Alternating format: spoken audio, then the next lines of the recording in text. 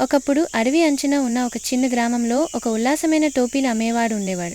ప్రతిరోజు అతను గ్రామం నుండి గ్రామానికి నడుస్తూ తన రంగురంగుల టోపీలను అమ్ముతాడు.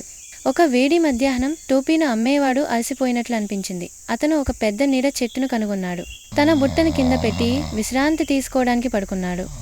అతను నిద్రపోతున్నప్పుడు ఉల్లాసభరితమైన కోతుల గుంపు బుట్టను గమనించింది. వారు ఆసక్తిగా కిందకు దిగి టోపీలను అన్వేషించడం ప్రారంభించారు.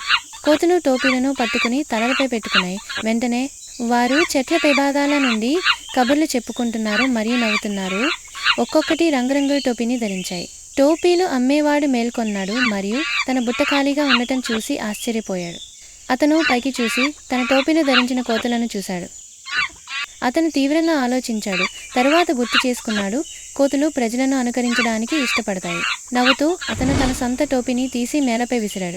ఖచ్చితంగా కోతులు అతన్ని కాపీ చేశాయి. అవి తమ టోపీలను తీసివేసి కూడా కింద పడేశాయి. వెంటనే టోపీ అమ్మకందారుడు తన టోపీలన్నింటినీ సేకరించి వాటిని తిరిగి తన బుట్టలో వేసుకుని ఉపశమనంతో నవ్వాడు. ముఖం మీద చిరునవ్వుతో బుట్ట మళ్లీ నిండటంతో టోపీ అమ్మకందారుడు తన ప్రయాణాన్ని కొనసాగించాడు. మరియు ఆ రోజు నుండి తన టోపీలను కాపాడిన తెలివైన ఉపాయాన్ని అతను ఎప్పటికీ మర్చిపోలేదు.